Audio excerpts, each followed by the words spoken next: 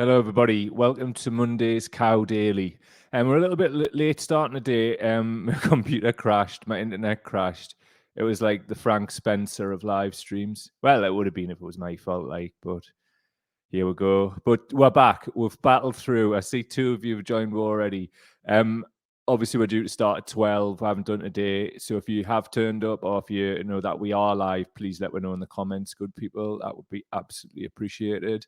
See more people are starting to join now.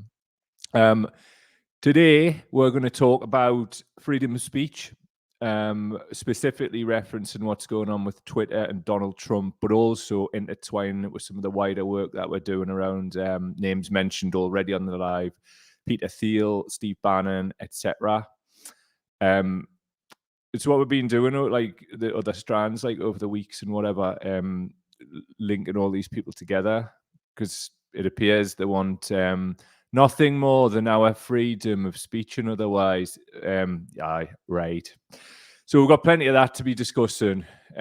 Also, if you'd like to support our work, go to patreon.com/cowdaily. That's patreon.com/cowdaily.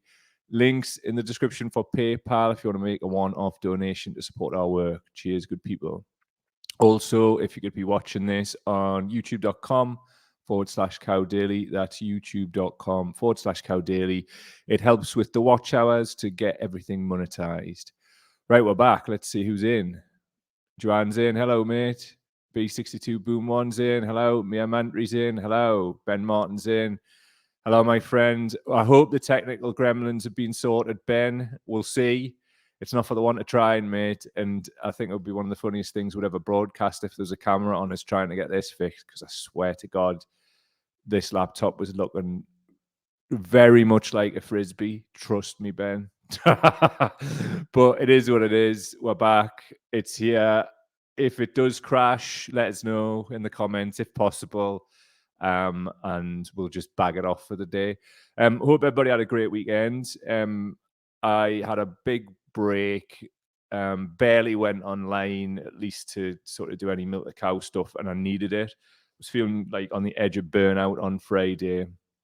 Shouts to Robert Grady as well, by the way, who saw us write something on the Facebook page when words to the effect of "get to bed." I did, Robert, and thanks. And I was like, my partner thought it was good as well that there's somebody else telling us to slow the fuck down. So appreciate that. Could have done without this start of the week, but here we are. Never mind. Right, what we're talking about.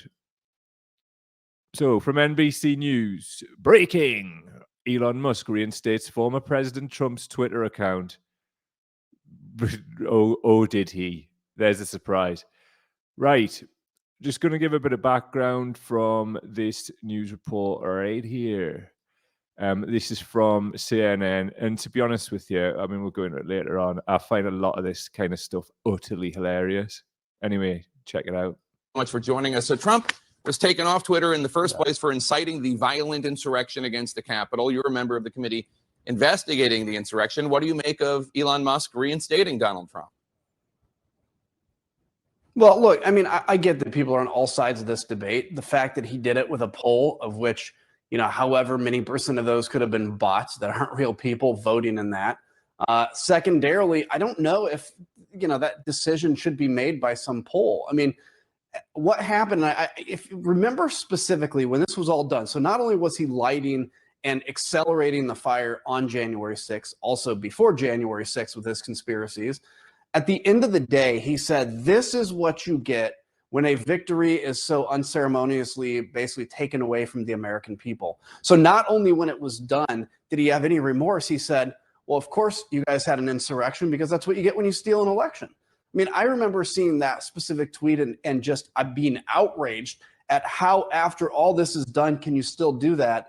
And so now this idea that he's going to come on and be reformed, everybody knows he won't. And by the way, I'll say as a quick aside, the person probably the most upset today is Devin Nunes, because this is going to tank Truth Social if he does in fact leave. So myself personally, I have mixed emotions. absolutely see why he was banned, and as we'll break down in a bit, freedom of speech doesn't come without consequences, and a lot of people bandy that phrase around too and don't understand what it means when they're saying it. So I think we should really define what that actually means. The other side of it for me is I'm a spicy fucker. Like, for me, right, and this is a wider point throughout this piece, I do believe in freedom of speech, but I just don't believe in like billionaires being the moral arbiters of freedom of speech and having zero accountability structure in place. That's dangerous, particularly when social networks are the new public square. And also, as the new owner of Twitter, Elon Musk, has said recently, he's encouraging people to vote Republican. Given Musk's checkered history of being an absolute piece of shit, that is dangerous. So opening the door to Trump and all we know about what he's done and hasn't done, I'm unsure about it. But at the same time, if the algorithms were all fair and organic, we should be able to back ourselves in debating these people in a free and open forum. It's just I've got no faith that that's what Musk is creating, even though he says he is. And the people who are cheerleading this fuckwit, man, Jesus Christ. But are they bots? Who knows? So this was the poll that they've been referring to. Elon Musk put it out on his Twitter. There's over 15 million respondents. Yes, 52%, no, 48%. Bit of a Brexit outcome. He's also followed that up with Vox Populi, Vox Dei, which, I mean, anybody who starts like quoting Latin phrases, right, I immediately distrust. It's got Rees-Mogg written all over it. But anyway, I've translated it. It means voice of the people, voice of God. And who is the God in this piece, Elon, when you were tweeting there? Is it you? Is it Trump? Is it somebody else? So Musk has said on a tweet dated 18th of November 2022, new Twitter policy is freedom of speech, but not freedom of reach. Negative hate tweets will be maxed, deboosted, and demonetized, so no ads or other revenue to Twitter.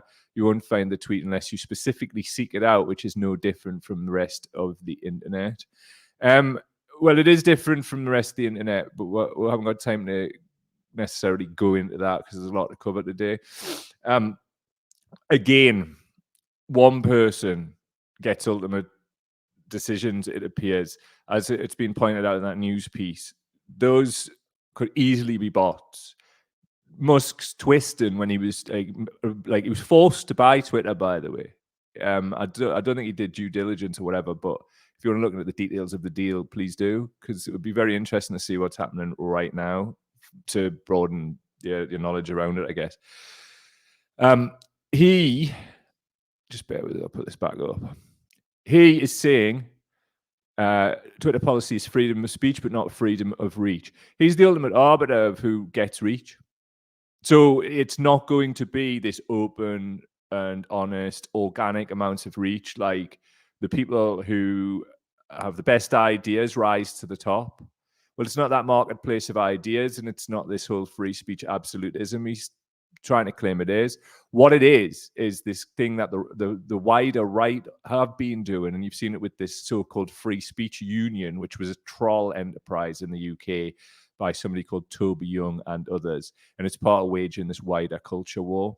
Twitter is essentially fucked, and I cannot see how anybody who's on the left, like truly on the left, I mean, I'm not talking about the likes of the Labour Party or the Democrats in America, are going to get this so-called freedom of speech, because straight away, if it's something that Musk doesn't like, or as he's proven is something about him, then like a feudal king, he will X that out.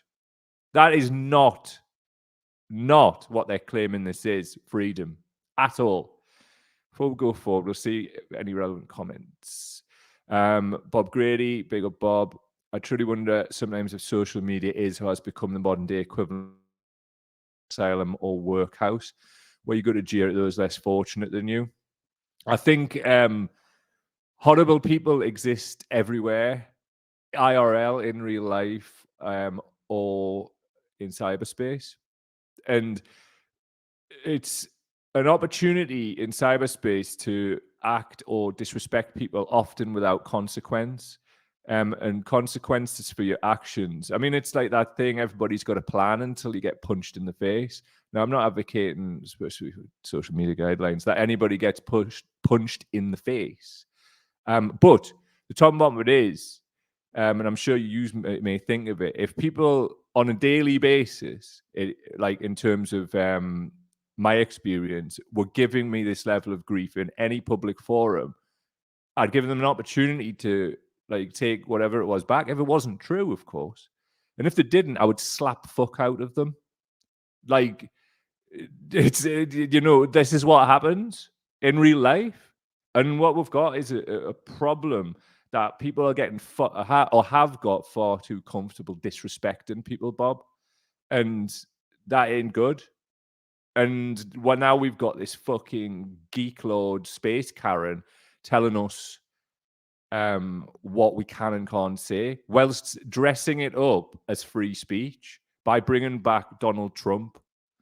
I'd be happy with not happy, but I'd celebrate Donald Trump coming back if it meant true free speech, because his arguments are easy to dismantle if they're done logically and rationally. He does wind people up, and I think like you're being played like a harp if you get wound up by him or these people, because it's what they want. They want your outrage. Don't give it to them. So anyway, further stuff. This is some reaction. This is Stephen Crowder, does something called Louder with Crowder, who's been banned from various social media platforms. He's one of the most bad faith people out there, but he's really good at it. And also his show is entertaining. So what he says here, Elon Musk reinstating Donald Trump's Twitter account as a middle finger to all mainstream media, woke leftists, and big tech. If you claim to support free speech, this should have you smelling from ear to ear. I mean, as we've seen, that's like a factually incorrect statement, but that's not the point. The point for the likes of Crowder and whatnot is to be agents of the culture war and inflame debate. That is literally it. Also to have some kind of mug club and make money and that kind of thing. Another one, Mr. Beast here replied with a popcorn emoji. Mr. Beast this week overturned PewDiePie as the biggest YouTuber on the planet. Actually, I like Mr. Beast stuff. But it's all this like sort of edgelord fucking tech geek shit, isn't it? So he's done this to the people have spoken. Trump will be instated. Vox Populi, Vox Dei, Musk tweet for those on the audio. Interesting. This one was one of the most interesting ones. He's reinstated Jordan Peterson. Now, I don't know why Peterson was actually kicked off Twitter. No idea. But here's a problem, right? Jordan Peterson isn't well. And I don't mean that like in a trite way. I don't necessarily have massive problems with Jordan Peterson like a lot of people do. I can see certain parts of his work and I've seen it help like people. There's lots of people that it does. So I'm not down with the outrage. There's a hell of a lot of stuff he said, which I don't agree with though. But I try and take a balanced view of people and see them in the round and in the whole. And certainly I'm trying to do this with him. He's not well. Physically, he's not well. But obviously, I think it's creeped in mentally as well. And here's the thing he's tweeted in response to Elon Musk's "What should Twitter do next?" You stand at the precipice of cultural revolution, sir. Your enemies fear your power, and your peers, such as myself, crave it. That is the most beggy shit ever. Your very ample bosom is ripe with potential. You are full to burst with God's grace. Please let that grace fall upon my body so I may soak it in. It just sounds to me like Jordan wants Elon to have a wank all over him or something. I mean, like, I don't really know what this is. I mean, personally speaking, like, you can like do whatever you want, mate, but like, what the fuck was that? Like, what the fuck is he going on about? Ample bosom and all this crazy shit. That is the beggy ass shit ever. Like, imagine sucking up to somebody like that, man. Like, seriously though, like, there's been, since Jordan Peterson's kind of come back into the public eye after he's been like seriously ill for a while, he doesn't seem the same. And I think people need to go on a bit easy on the lad. Like, you might not agree with him, but he's a human being too. And look, at the end of the day, I disagree entirely with some of the things that he said, and I think he should be held accountable. But also at the same time, like, if we're going to be human beings, we've got to have compassion and empathy for people that we don't agree with too. It's just a fucking fact. Like, we can't claim to be like, we hold empathy in our hearts and not do that. And I wish him all the best, to be honest. That kind of fucking talk is just madness. And that's not the only thing he's been doing. So I'm not really sure letting him back on Twitter at the minute is a good idea. There's this other type of shit as well, like in terms of begginess. The begginess goes up the line like some like billionaire like human centipede. For the audio people, there's a picture which looks noncy as hell of a young girl with a Twitter logo on her arse, with a picture of a monk with Donald Trump's. I mean, it's just non-central. This and this is the CEO of Twitter who's tweeting this. And it's in reference to and lead us not into temptation. Donald Trump coming back to Twitter. Beg Central. So there's something I just wanted to throw up in terms of a timeline I've seen put around. Now, I haven't had a chance to interrogate this, so please look at it from that basis. But what I have had a chance to interrogate, if you've been here over the days and weeks, is the links to Steve Bannon's The Movement International Fascism Network. Please, there's loads of videos which reference this on the channel, so please go look at them. But what it says, timeline: Vladimir Putin speaks with Elon Musk. Putin's talking points. Musk buys Twitter a week before US elections. Musk endorses Republicans, then Musk reinstates Donald Trump. So what this is in relation to is there are people who are positing the theory, and that's all this is at this point, at least from my perspective. I've not interrogated this, so I'm not putting my name to this at all. It's something, though, that does have some kind of tacit veracity as we go on. There are allegations about links to Russia in both the US and UK political sphere, as we know. Plenty of information out there to check out. What else is here? So, from Duty to Warn on Twitter, Musk has restored Trump's Twitter account based on his personal Twitter poll of his own followers, reported to be 70% bots. One of the reasons I wanted to use this particular tweet, people are saying reported to be 70% bots. I did interrogate this before we came on today, and that's not true. I did my own bot scan, and it was nowhere near that figure. So people need to understand that. However, Musk himself, when he was buying Twitter, was going to pull out because of the amount of bots. So the figure isn't that far away. So a Twitter poll of his own followers reported to be 70% bots, who broke 48 to 52. He said the people have spoken, the Russian bots have spoken, and they want their asset back on Twitter. I don't know whether that's true or not, but I just thought put that forward. And we'll interrogate that as that goes on. I'm already working on it, to be honest. So there you go. Mad times there. Just on the Bannon stuff as well, there's another little bit I've got here that I think is a good time to put it in just now. Just bear with me. I shall bring it up. Now, this is Steve Bannon, who used to be on the board of Cambridge Analytica, was one of Trump's special advisors, and is currently appealing a 4-month prison sentence for refusing to go on the stand at the January 6th insurrection investigation. So this is Steve Bannon, as I will share it to the stream. Apologies, I haven't actually put these videos up because of all the crashing, so we've got a little bit of a disjointed one today. Normally we'll kick straight in this stuff, but anyway, short video on what Bannon has said. Very close sources.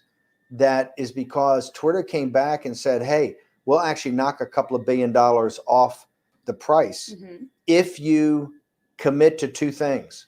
Number one, not let the Trump and the conservatives back on Twitter that we've already banned, right? Number 2, if you allow the management team to stay. And my understanding is that Elon Musk was not prepared to do either one, and said, no, the deal's a deal. If Elon Musk does ever take over Twitter, I think it's interesting to point out now. We'll watch how quickly Twitter abandons their whole movement. The whole private companies can do whatever they want. I'm sure we'll see that abandoned quite fast. Yes. Very close So anyway, sources. just bear with That just is stop because this. Right, so that was your boy Steve Bannon there. The presenter pointed something out quite interesting, and this is something that is leveled towards what they call the left or liberals or whatever. Right at the end there about like how long until they like do a 180 on calling it a private company and do what they want. Absolutely correct. That is correct. Like, and I've personally said this throughout. People who cape for corporations, like they can be like some kind of moral arbiter. It's the same thing as what it was previously when it was claimed that it was weighted more towards the left. Now, personally, I just think that's absolutely hilarious, given the treatment that the likes of us and others have received on social media. That doesn't bear out any kind of facts. However, I'm just gonna. I am. Sorry, I thought I'd muted myself, but I haven't. However, Bannon points out in that clip, and just bear this in mind, he's a professional propagandist and liar, so this might not be true. Musk hasn't actually come out and said whether this is true or not. But he's saying that within those meetings, when Trump, I keep saying Trump for Musk, same thing really now, isn't it? Musk was in the meetings with Twitter in terms of like negotiating the buyout. He was obviously saying that no, Musk wouldn't agree to the Trump and conservatives who've been banned clause and whatever. I personally am waiting towards that being a load of shite, but there are connections between Bannon and Peter Thiel. Peter Thiel being somebody who spoke about recently in terms of Palantir, and they just won a contract within the NHS for data. Also explored the links to the Tory party, Steve Barclay, but also to the Labour Party. So something from the back end of last week to add weight to what we're saying today.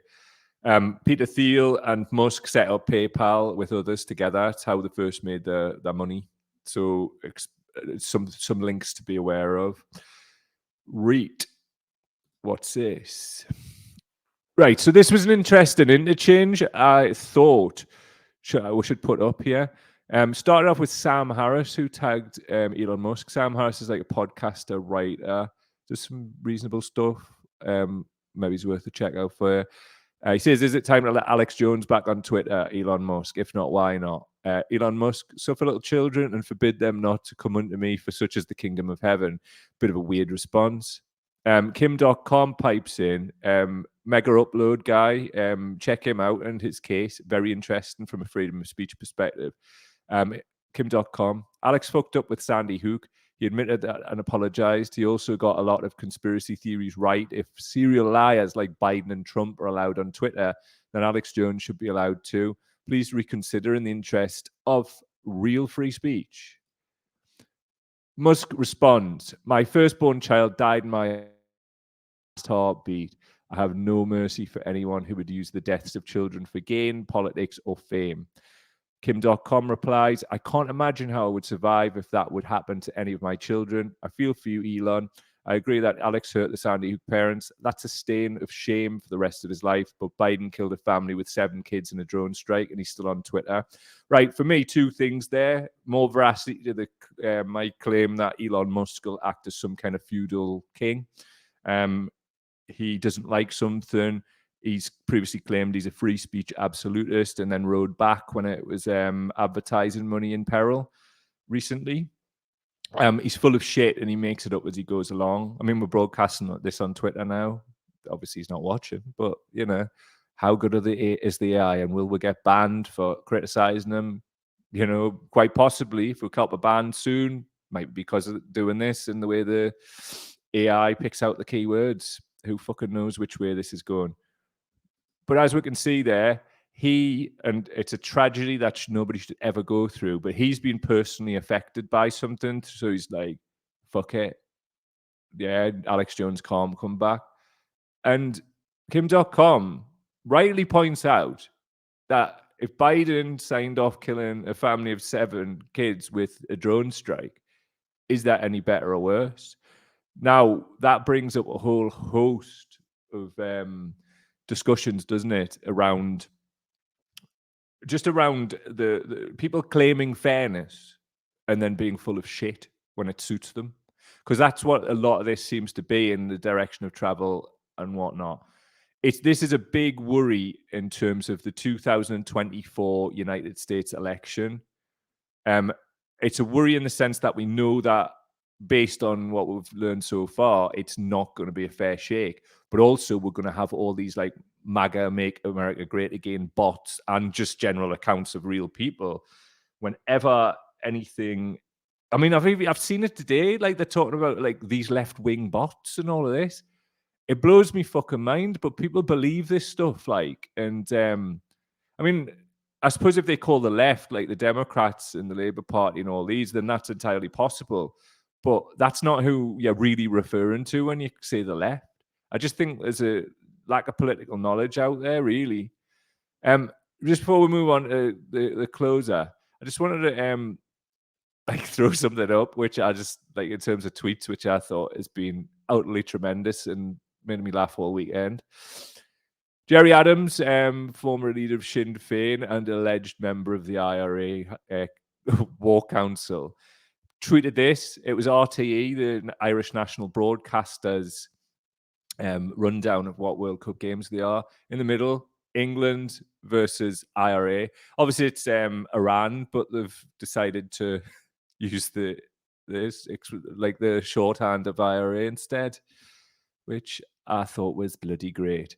Also, just an aside, in terms of trolling, the British Embassy in Tehran is on Bobby Sands Street. It was renamed Bobby Sands Street, obviously, after the British Embassy was placed in Tehran. Also, arguably the best tweet ever, response at least.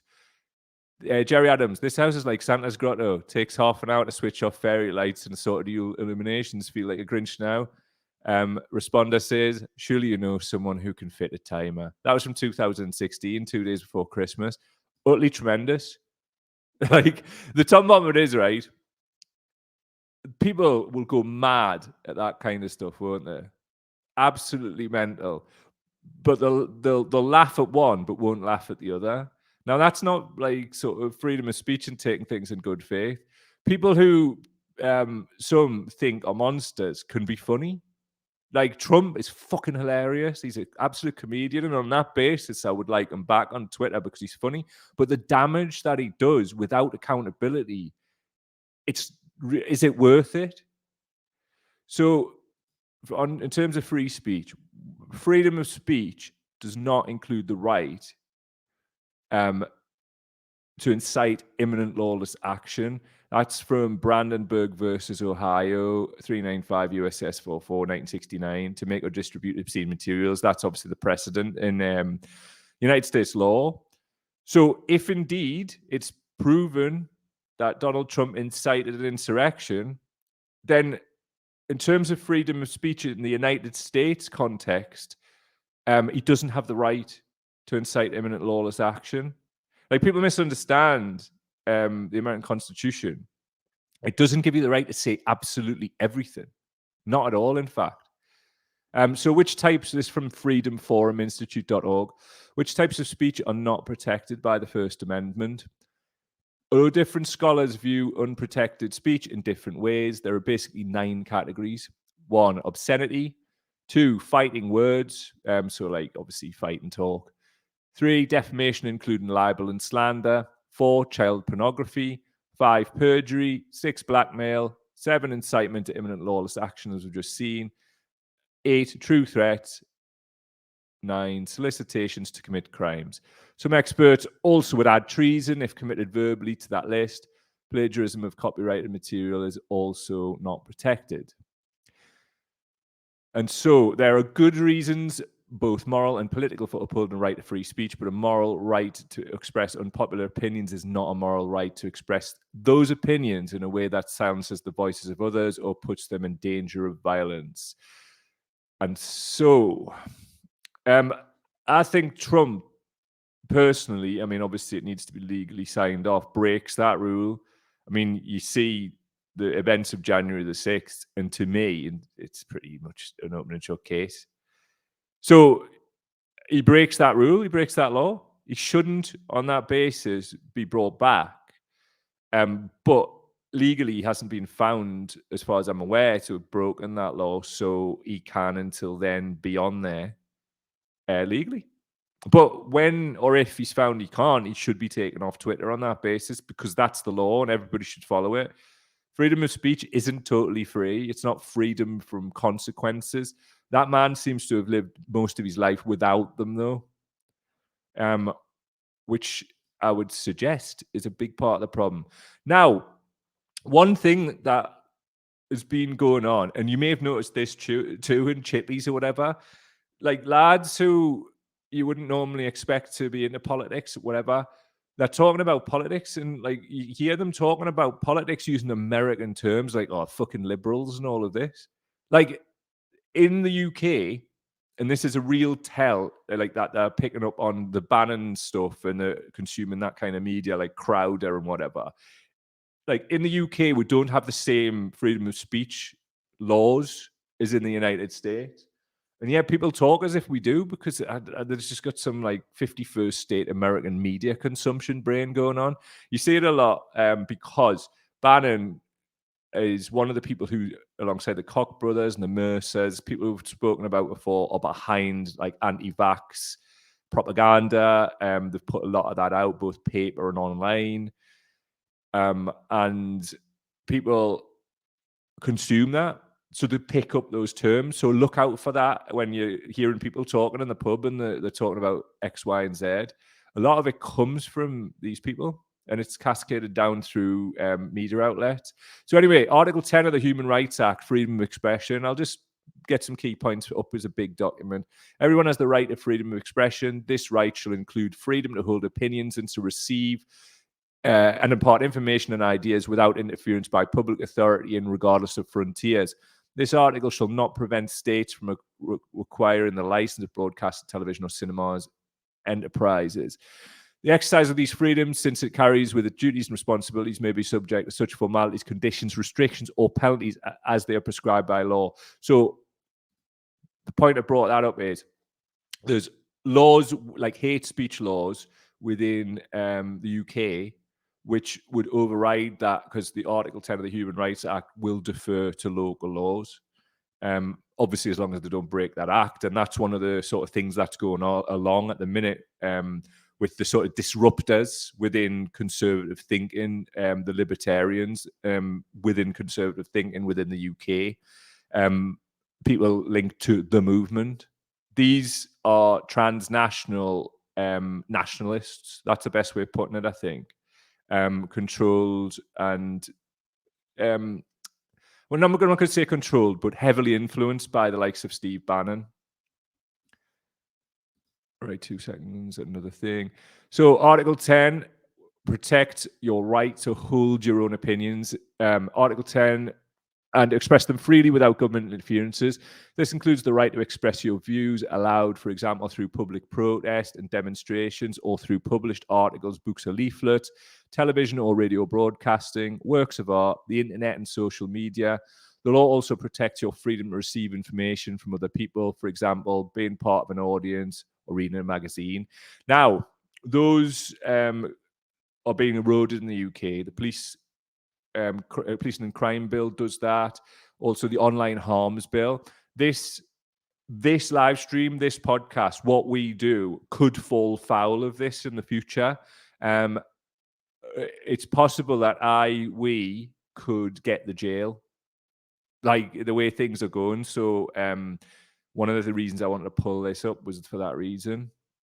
So it goes on. Although you have freedom of expression, you also have a duty to behave responsibly and respect other people's rights. Public authorities may restrict this right if they can show that their action is lawful, necessary, and proportionate in order to protect national security, territorial integrity, the borders of the state, or public safety, prevent crime, protect health or morals, protect the rights and reputations of other people, prevent the disclosure of information received in confidence, maintain the authority and impartiality of judges. Just a side point, I'm sitting in the middle of a storm here, right? And if the internet goes down, that's why. It's absolutely brutality out there. Yeah, so something I needed to break down. The US and the UK are different countries. It should go without saying. They've got different legal frameworks and different laws. But a lot of people in the UK take their information from Americans and bad faith American news sources. And it's why you see people talking like this as if like they've got like a Bill of Rights. And well, obviously that's been worked on by Dominic Raab and whatever. But that is going to probably replace the Human Rights Act, and it's going to be a bonfire of our rights and open people like me up to the jail. That's the reality. But am I still here every day? Fucking right I am. Just on that, patreon.com. If you'd like to support our work, that's patreon.com/cowdaily. Hopefully it doesn't turn into a legal fighting fund. Also, PayPal, links in the description if you want to make a one-off donation to our work.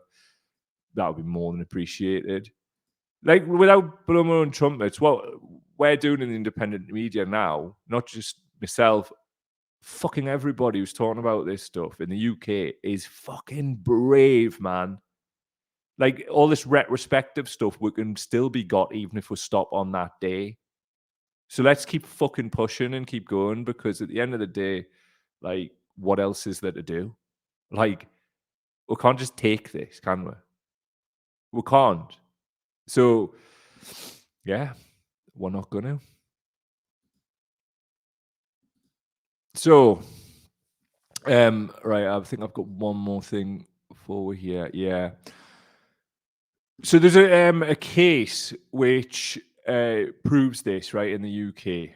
And this is Observer and The Guardian versus the United Kingdom, 1991.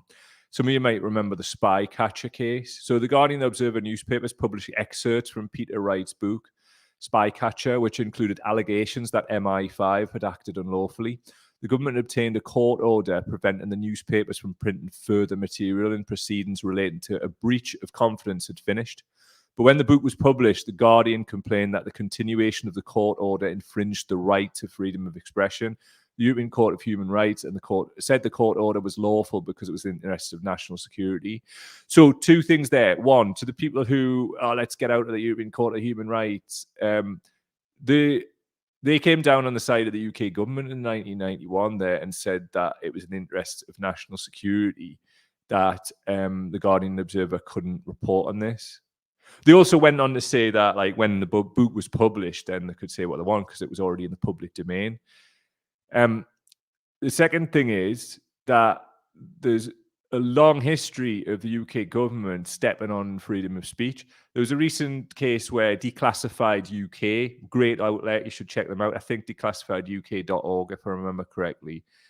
Great people. They were given a D note, or asked to comply with a D notice, which is a voluntary order by the UK government. It says voluntary. Like, there's very rare that there's examples of media outlets saying no and continuing to report after being issued with a D notice. Well, Declassified UK said no, and they continued to report on that particular story. I think about British Army in Kenya and the history there.